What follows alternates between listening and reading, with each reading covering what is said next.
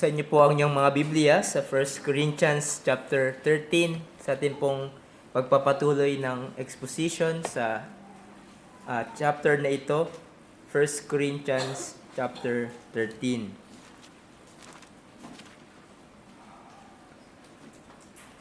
Let me read beginning verse 4. Sabi po sa ESV, "Love is patient and kind. Love does not envy or boast. It is not arrogant or rude. It does not insist on its own way. It is not irritable or resentful. It does not rejoice at wrongdoing, but rejoices with the truth. Love bears all things, believes all things, hopes all things, endure all things." Tayo po ay manalangin at muling humingi ng gabay at tulong sa Panginoon. Let's pray. Our gracious God, salamat po sa pagkakataong ito na ipinagkaloob niyo po sa amin na muli naming maririnig ang tinig ng aming Panginoong Hesus. Salamat po sa mga biyaya na aming natanggap mula sa inyo sa mga nakalipas na araw. Ngunit hindi po kami kumikiling sa mga ito.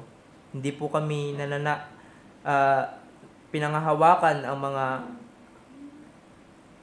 past victories namin, kundi patuloy kami na umaasa sa inyo, sa inyong biyaya na ipagkakaloob sa amin.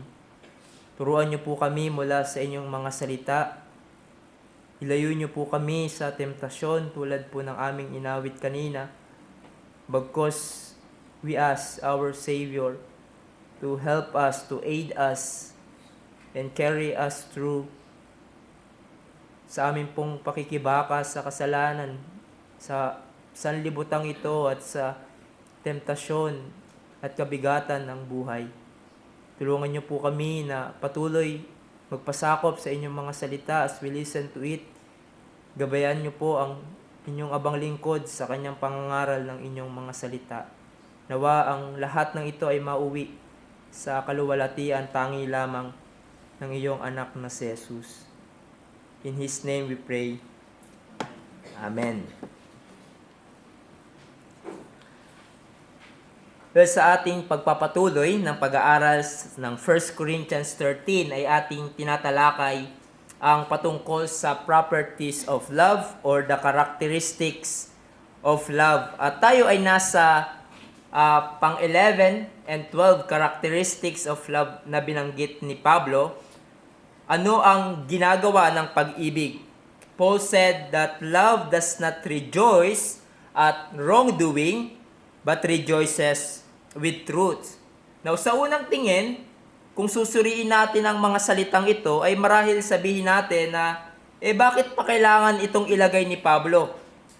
Hindi ba obvious naman na ang Christian love ay hindi dapat nagagalak sa kasamaan at ito ay nagagalak sa katotohanan? Why put such obvious truth? Now, yes, it is obvious truth. At alam natin na dapat hindi tayo magalak sa kasamaan.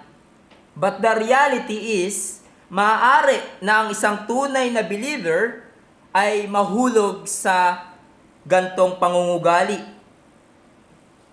To rejoice at wrongdoing. At one writer says, we do rejoice in evil, even if we do not scream bravo at every mean and sordid sin. All it takes to rejoice in evil is to approve of its being here, to be content that we have some evil around, to endorse its presence in our world.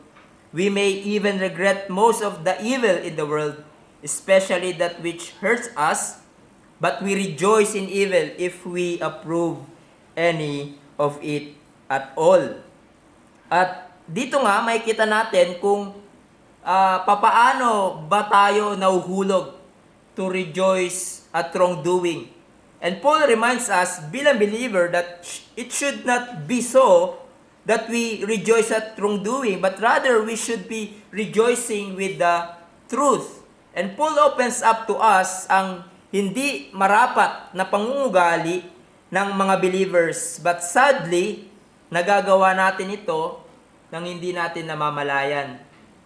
Again, let us consider two properties of love. First, love does not rejoice at wrongdoing.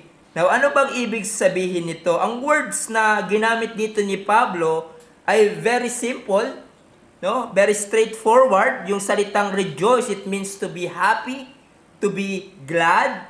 At yung salita namang wrongdoing or unrighteousness ay tumutukoy anything that is contrary sa kalooban ng Diyos. Anything evil, anything falls short of God's holy standard o mga masasamang bagay at gawain. And so when Paul said, love does not rejoice or happy at wrongdoing, he is saying that love is not happy at any occurrence of sin. It does not tolerate sin. It does not enjoy wrongdoing in any way, shape, or form. So Christian love does not find pleasure in wrongdoing. It cannot. Why? Primarily because God hates evil. No, He does not delight in wickedness. We are told in Psalm 5 verse 5, the boastful shall not stand before your eyes. You hate all evil doers. You destroy those who speak lies. The Lord abhors the bloodthirsty and deceitful man. Psalm 11 verse 5, the Lord tests the righteous, but His soul hates the wicked and the one who loves violence. So you see, God does not delight in wrongdoing, so are we. Bilang mga mananampalataya who are followers of Christ, who fear God and love Him, we must not delight in righteousness. We must hate what God hates.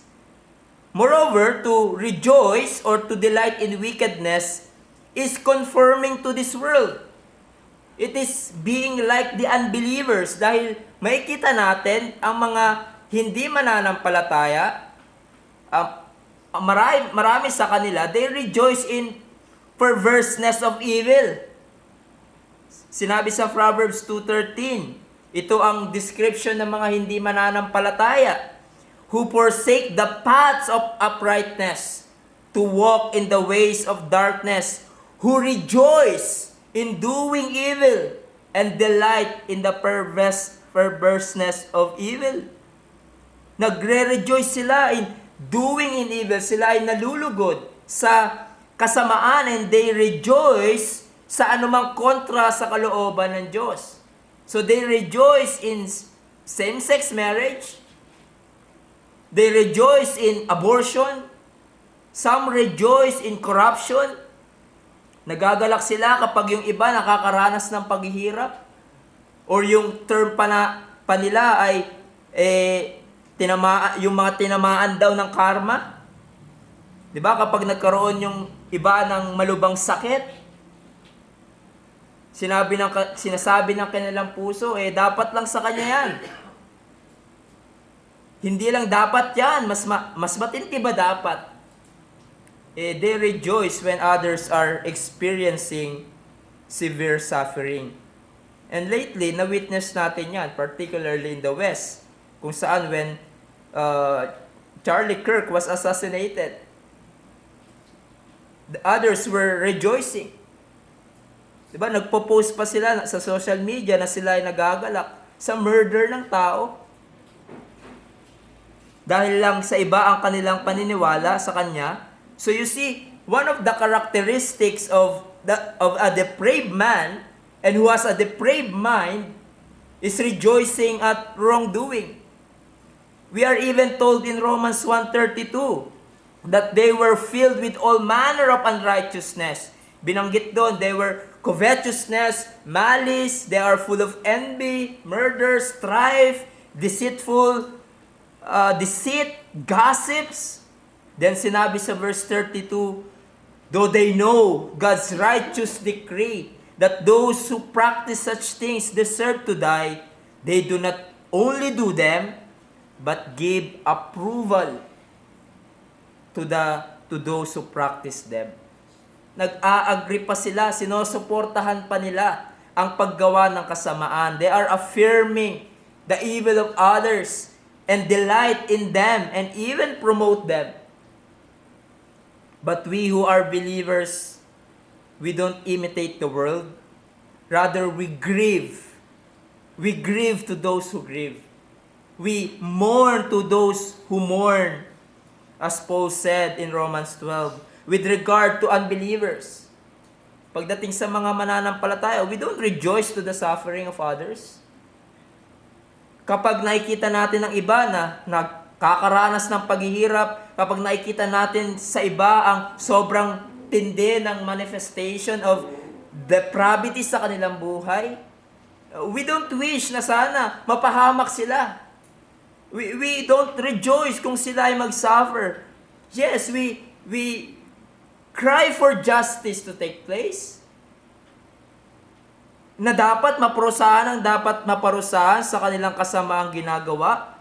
But on the other hand, hindi natin nilalagay sa ating kamay ang paghahatol. Kundi pinagkakatiwala natin ito sa Diyos who said, vengeance is mine. Tulad nga ng inawit natin kanina, none is judge but God. At alam natin kung ang Diyos ang gumante at naghatol, ito ay mabagsik at matuwid na paghahatol. At merong tamang panahon ang nilaan ng Diyos para gawin yon. And so hindi natin pinangungunahan ng Diyos sa pagpataw ng hustisya. Iniisip ko nga paano kaya kung yung niligtas ng Panginoon, yung mga kinaiinisan nating political leaders, no? Baka mag-away-away tayo. Or kung sino mang hindi mananampalataya, na in our own estimation, dapat silang mapahamak sa kanilang ginagawang kalokohan. Or baka maging katulad tayo ni Prophet Jonah, na sa kanyang stubbornness, sa kanyang self-righteousness, wag na nating ipag-pray ang ating kaaway. In case, sa case ni Jonah, ang Nineveh, wag na nating share ng gospel yan. Dahil we think they don't deserve the grace of God unlike us. As for me, yung mga nakikita natin kasamaan ng iba, yung kanilang pagnanakaw, yung kanilang kasakiman, yung kanilang abuse of power, yung kanilang paglalandakan ng kasamaan. I myself ay nalulungkot sa kanilang ginagawa, lalo na't kung merong maraming nadadamay sa kanilang kalokohan. But I don't wish na sana mabaril na sila, na sana tamaan sila ng kidlat, o sila yung matangay ng baha. No, may the justice be served. Yes, we pray to God. Sana mahuli sila sa kanilang kasamaan. Sana lumapat sa kanila ang hustisya ng ating bansa upang hindi na sila makapangdamay. But when they suffer terribly, we don't rejoice. For we know, kung manatili silang hindi magsisi, mas terrible pa ang suffering na mararanasan nila na hindi maikukumpara sa lahat ng suffering na naranasan nila sa buhay nito. When the Lord, who is judge, punished them. Sinabi ni William Hendrickson pagdating sa meaning of this phrase, love takes notice of the evil in this world, but never gloats over it. Never rejoicing over it. Instead, it grieves over the sins that human beings commit against one another. That's love. We don't gloat over it. Instead, it grieves over the sins that human beings commit against one another. At ang Corinthian church ay guilty ng gantong pangungugali. Sadly, that they tolerated and even proud at wrongdoing. There was an incident Remember in Corinthian church na makikita natin sa chapter 5 kung saan they rejoice sa kasalanan ng isang member nila na nag-commit ng sexual immorality at incest. We are told in 1 Corinthians 5 and following, it is actually reported that there is sexual immorality among you, and of kind that is not tolerated even among pagans. For a man has his father's wife, and you are arrogant. Ought you not rather to mourn? Let him who has done this be removed from among you. Now, hindi necessarily sinasabi ni Pablo na nalulugod sila sa kasalanan ng taong ito, but hindi sila nagmumorn sa ginawa ng taong ito at hindi nila ginawa ang dapat sa member na ito nagkasala, which is church corrective discipline or excommunication. At makikita nga natin na parang proud pa sila. Proud pa sila at tinotolerate nila ang ginawang kasalanan ng taong ito. They approve it instead of grieving over sin. Now, how about sa buhay ng iglesia sa ating panahon?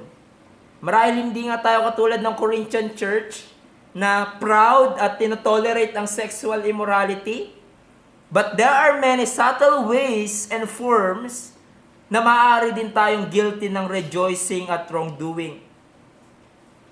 Maaaring we rejoice in our heart when someone we don't like suffer or fall into sin.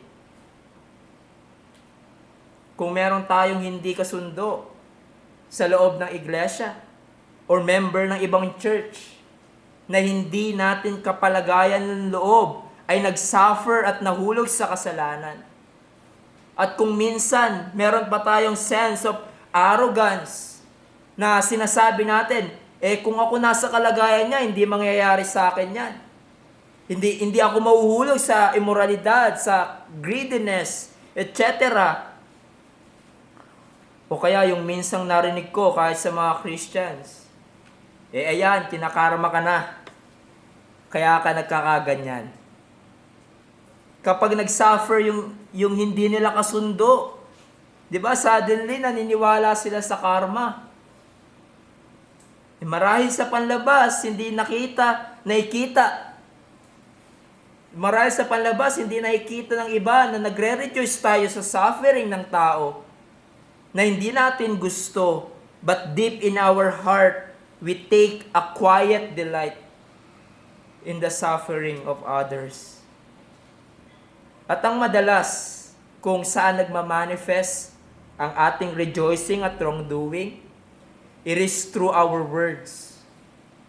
One writer points out, si D.I. Carson, sinasabi niya na nagre-rejoice tayo in wrongdoing when we have an endless discussions about what is wrong with other churches or other people and institutions we serve.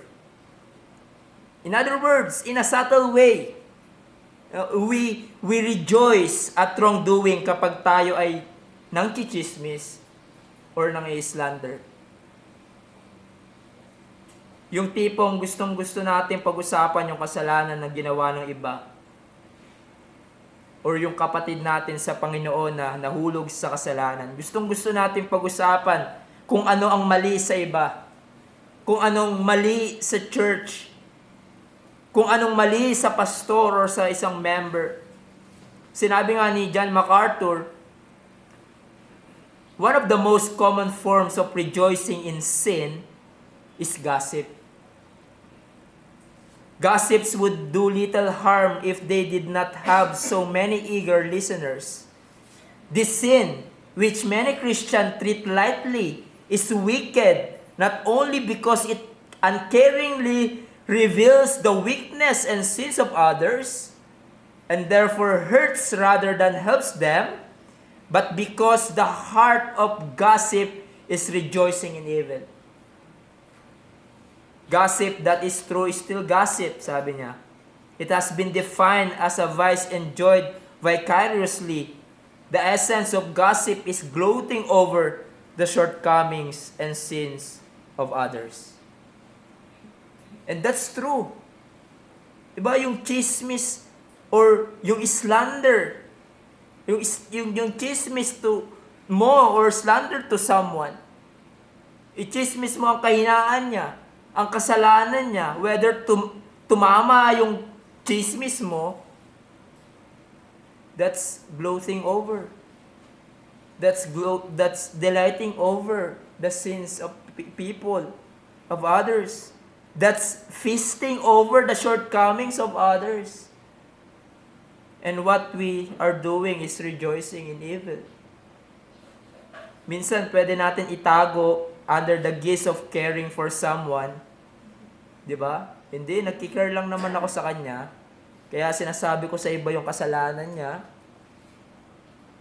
Natutuwa tayo kapag tayo yung unang nakakaalam ng kasalanan ng iba, ng weakness ng iba. Excited tayong i-share sa iba. And what we are doing is gloating over the sin of others. At sinasabi sa ating text ay hindi marapat yan. Hindi yan Christian love. For Christian love does not rejoice in unrighteousness. Ang Christian love does not seek to be part in any manifestation of evil. Christian love is not gloating over shortcomings and sins of others. And it takes the grace of God sa ating buhay to overcome this. We need the grace of God to overcome our tendency to rejoice when sufferings and sins and problem befall another to others. But then, ano ang kalooban ng Diyos? That leads us sa ating huling heading this morning. This is the will of God. Love rejoices with the truth. Now, in plain reading, it seems yung salitang rejoice sa first phrase at yung salitang rejoice sa second phrase ay pareho lang, na nagagalak ka individually and personally. But there's a difference sa pagkakagamit ng salitang rejoice. So here, the word rejoice, literally, it means to rejoice with. No, to take part in joy, to feel and express joy with, or to share joy with. There's a sense of shared joy. Nagjo-join ka sa delight with the truth. Christian love will join with others in rejoicing over the truth. And this word is used in chapter 12, verse 26, that says, if one member suffers, all suffer together. If one member is honored, all rejoice together. In other words, you take part when others rejoicing over the truth. Parang katulad kapag merong birthday celebration, na ang bawat isang invited ay nag-express ng kanilang kagalakan sa birthday, and you join others sa pag-express ng kanilang kasiyahan. At ganun din ang sinasabi, in a way, dito ni Pablo, yung rejoicing na dinidescribe dito is not much more on individual rejoicing, but a mutual delight. There's a shared joy. At sinasabi sa ating text, saan dapat tayo nakikisalos sa kagalakan? Love rejoices with the truth. Sa katotohanan, ang truth is that which reflects the character of God, which reflecting the holiness of God. Just like the Word of God, it is truth, for it shows forth the character of God. That truth is real entity, reflecting God's character. At kung tayo ay mananampalataya, we must join yung kagalakan ng iba sa katotohanan. So to anyone or anything na nakikita natin pinamumuhay ang katotohanan, tinatayuan ng katotohanan, ang salita ng Diyos, we rejoice with them. At makikita natin na ginamit ni Pablo bilang opposite ng truth ang unrighteousness or wrongdoing. So truth is ay kontra to unrighteousness. Truth leads to righteousness, but deviation from the truth leads to unrighteousness. And so, when there's truth, there's the will of God. Ang nagmamanifest sa buhay ng iba. Sa ginagawa ng iba, may kagalakan sa kanilang pagsunod sa katotohanan. And we join them in their rejoicing. And even imitate yung kanilang pag-apply and pag-express ng katotohanan sa kanilang buhay. And so, paano natin to i-apply? To rejoice in truth means to be glad about behavior in accordance with the truth of God's Word. So you support it and imitate it as others faithfully obey the truth in their lives. And so, for example, kung merong isang believer na nahulog sa kasalanan, we who are Christians grieves over it because God is grieved over that sin that was committed. Ngunit kung magsisi siya sa kasalanan niya, bumalik siya sa kalooban ng Diyos, na-realize niya mali siya, gusto niya bumalik sa iglesia, gusto niya bumalik sa fellowship of the believers, we rejoice. And we support and help that person na mabalik siya sa iglesia. That's what I mean when you rejoice with the truth, lalo na't pagdating sa ating mga kapatiran. Hindi lamang masaya ka sa ginawa nila, but you do something bilang iyong pagpapakita ng kagalakan sa katotohanan. Another is when your brethren excel in his or her exercise of spiritual gifts. We rejoice with that. Dahil kalooban ng Diyos na mag-excel tayo, gamitin natin ang anumang spiritual gifts na meron tayo for the good of the church. Hindi dapat tayo maging jealous or mainggit na iisipin natin na parang nasasapawan tayo sa iglesia. Or pag-isipan natin na hindi maganda pag-isipan natin ang hindi maganda yung mga nagsisipag sa paglilingkod. But we rejoice with them. At dapat mas pinagpe-pray natin sila na mas lalo silang lumago, mas lalo sila mag-excel for God's glory and for the good of the church. Kung mabalitaan natin sa ibang church, kung mabalitaan natin sa ibang church or sa ibang lugar ng ating mga kapatid sa Panginoon, may kagalakan at tapang ibahagi ang ebanghelyo sa mga tao. Katulad ng pinagpe-pray natin ng mga persecuted Christians. Diba? We rejoice with them. When the gospel is advancing through them. And we pray na mas lalo pa silang mag-flourish sa kanilang ginagawa. Katulad ng pangungugali ni Pablo na binanggit sa Philippians 1:15. Sinabi doon that some indeed preach Christ from envy and rivalry, but others from goodwill. The latter do it out of love, knowing that I am put here for the defense of the gospel. The former proclaim Christ out of selfish ambition, not sincerely, but thinking to afflict me in my imprisonment. And sinabi ni Paul, what then? That only that in every way, whether in pretense or in truth, Christ is proclaimed, and in that I rejoice. May iba nagpipreach out of goodwill. Diba? Tama yung kanilang motibo at tama ang kanilang pinipreach. I rejoice with that. But also, Paul said, ang iba merong ibang motibo kung bakit nagpipreach. Pero tama yung mensahe naman. Tama naman ang kanilang pinapangaral. at yung gospel ay nag-a-advance, I still rejoice with that. When Christ is proclaimed, ganyan ang Christian love. Sabi nga ni Thomas Schreiner, love takes delight when righteousness flourishes and advances.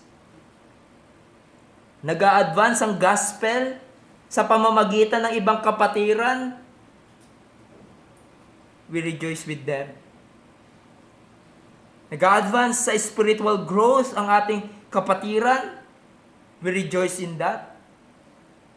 Maraming naliligtas sa pamamagitan ng ating kapatiran, ng other church. We rejoice in that. We rejoice to those who rejoice sa kanilang paggawa ng kalooban ng Diyos. And as one writer puts it, love gets excited when it hears of spiritual victories. Love encourages by expressing joy over little evidences of growth.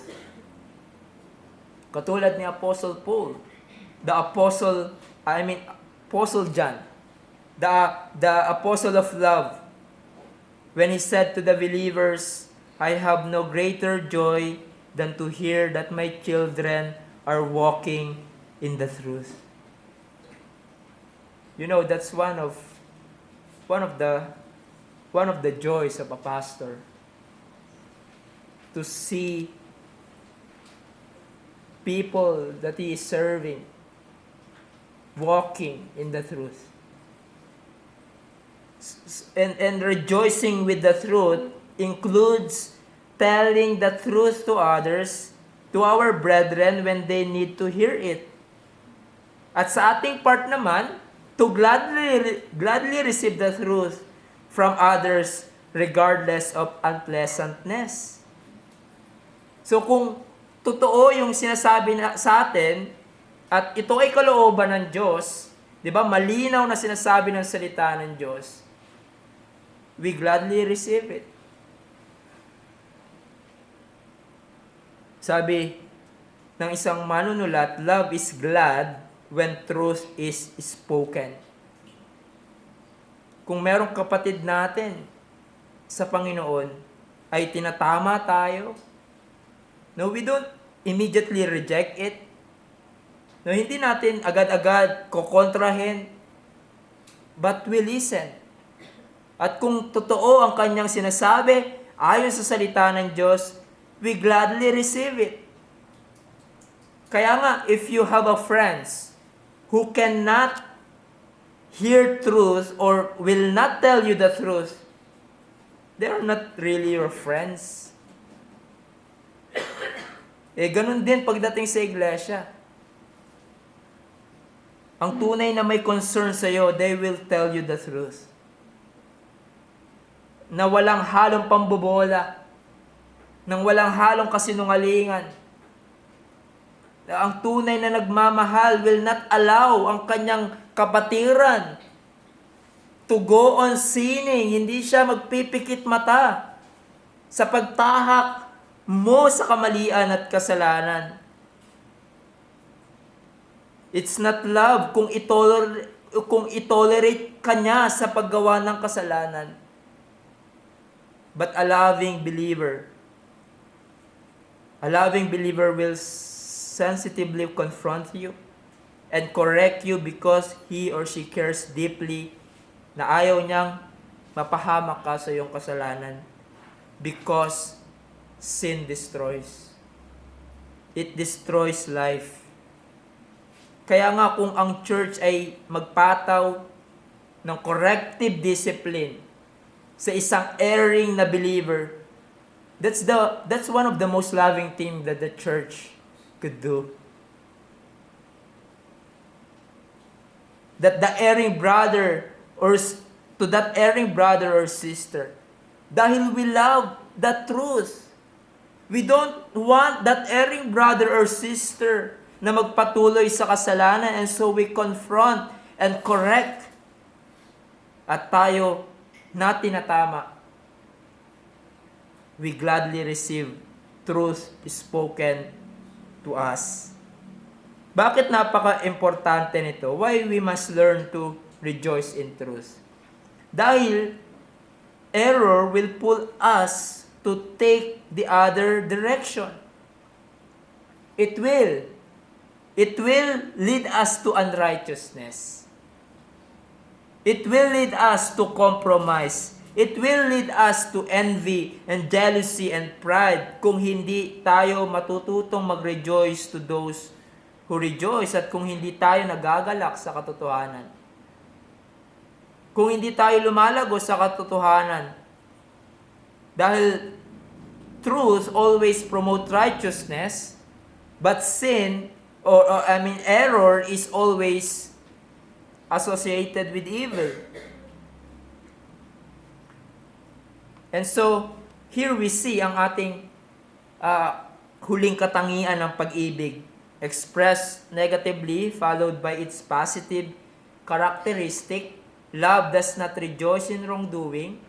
Christian love does not rejoice in the occurrence of sin in the lives of others.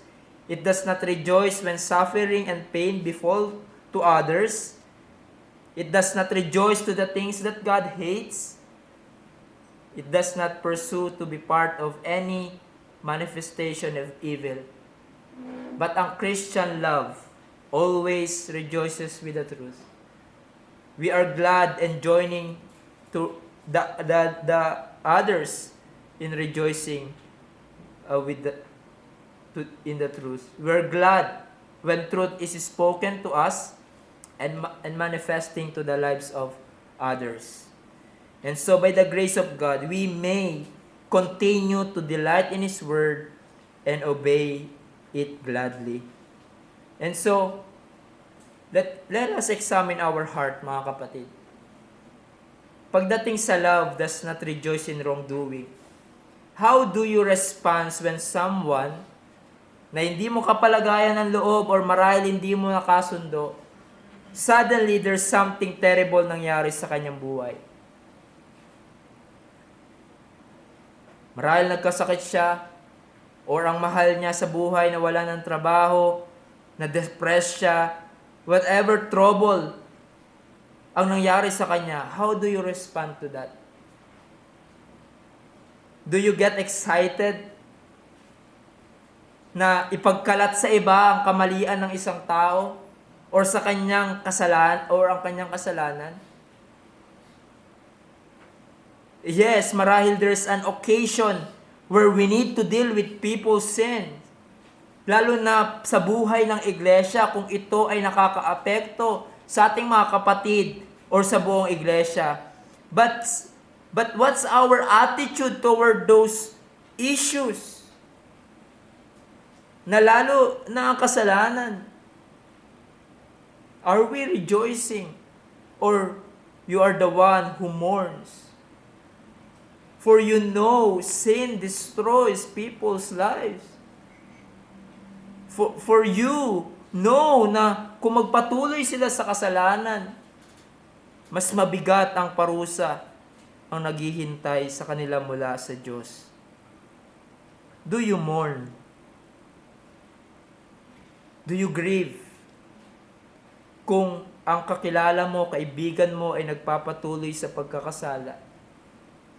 Do you mourn kung sila ay naghihirap? Do you grieve kung ang iyong kapatid sa Panginoon ay nahulog sa kasalanan? We should mourn, for we know God hates sin, and sin destroys life. But also consider, mga kapatid, when we rejoice over the failings of others, over the sins of others, or minsan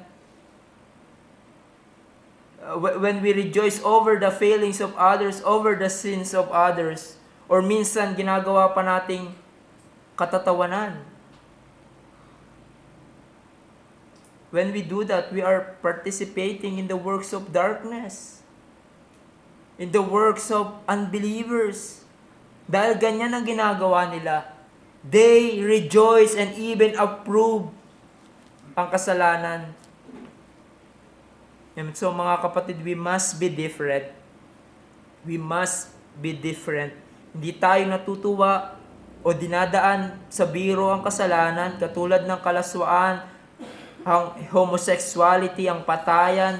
Hindi tayo natutuwa when others flaunt their sins.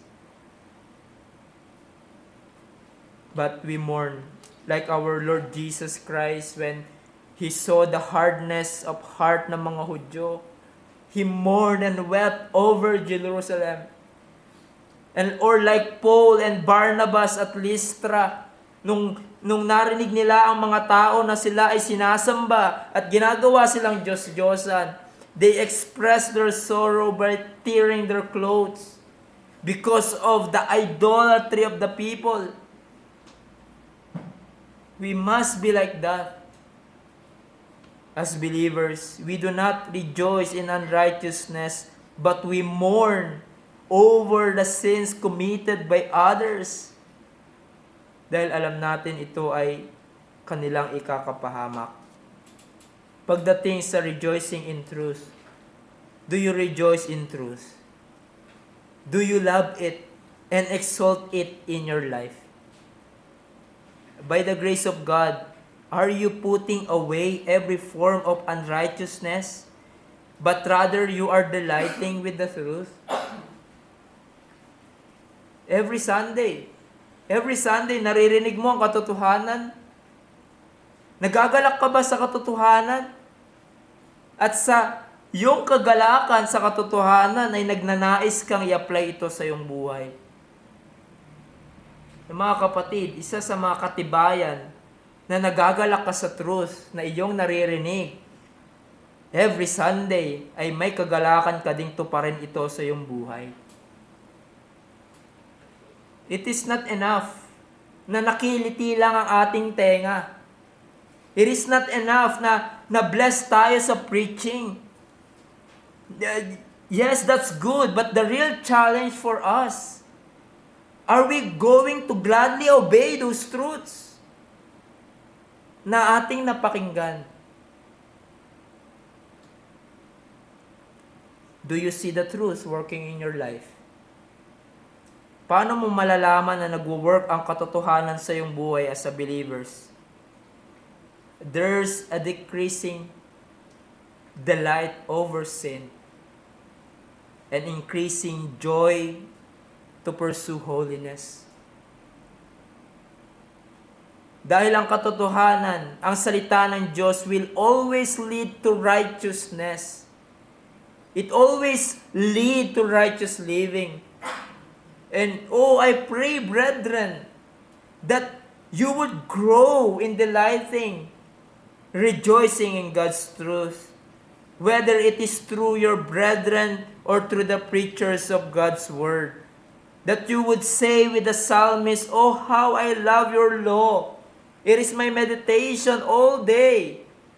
I hold back my feet from every evil way in order to keep your word. I do not turn aside from your rules you have taught me." At the same time, by God's help, ay merong kagalakan when others are rejoicing and growing in the truth. And para sa iyo, kaibigan, nawa sa biyaya ng Diyos, nakikilos sa iyong buhay, kung marinig mo ang katotohanan mula sa salita ng Diyos, lalo na kung ang tinutukoy nito ay ang iyong kasalanan at ang tanging paraan para maligtas dito, do not harden your heart. Believe what the Bible says about you and about the Lord Jesus Christ. Hindi ka dadayain ng salita ng Diyos. Hindi ka lolokohin, bubulahin ng salita ng Diyos. It is the truth. At ang salita ng Diyos ang magpapalaya sa iyo, magpapakita sa iyo ng katotohanan at daan sa kaligtasan. It will show you who you really are before God. Your condition spiritually bilang mga kasalanan.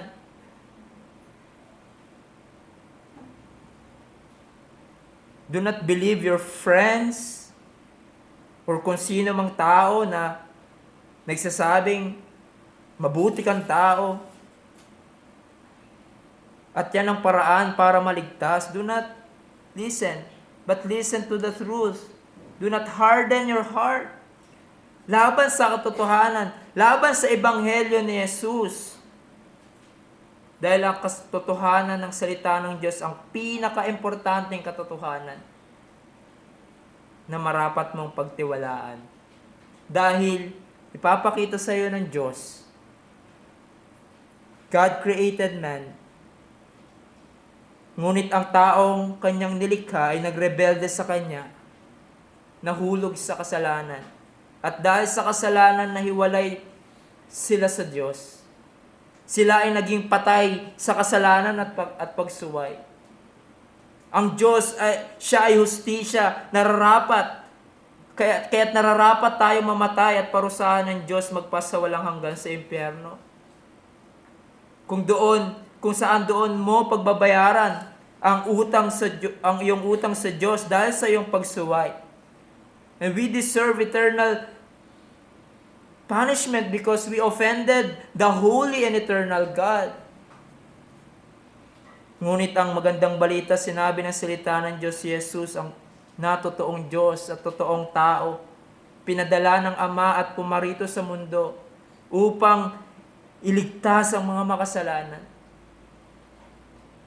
Sinunod ni Jesus ang kautusan perfectly na araw-araw nating nilalabag. At siya ay naging masunurin hanggang doon sa kamatayan sa krus. He lived the life that we should live and died the death that we should have died. At sa krus ng Kalbaryo, siya ay pinahirapan at nilasap ni Jesus ang puot at galit ng Diyos na nararapat sa atin. Hinalay niya ang kanyang buhay upang maging bayad pang tubos sa ating pagkakasala, upang ang sino mang magtiwala kay Jesus ay mapapawalang sala at magiging matuwid sa harap ng Diyos.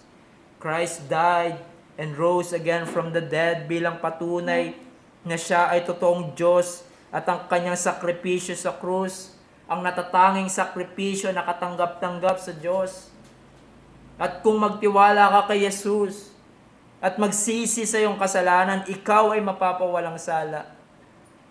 Ikaw ay mapapawalang sala, aariing matuwid sa harap ng Diyos at magkakaroon ng buhay na walang hanggan.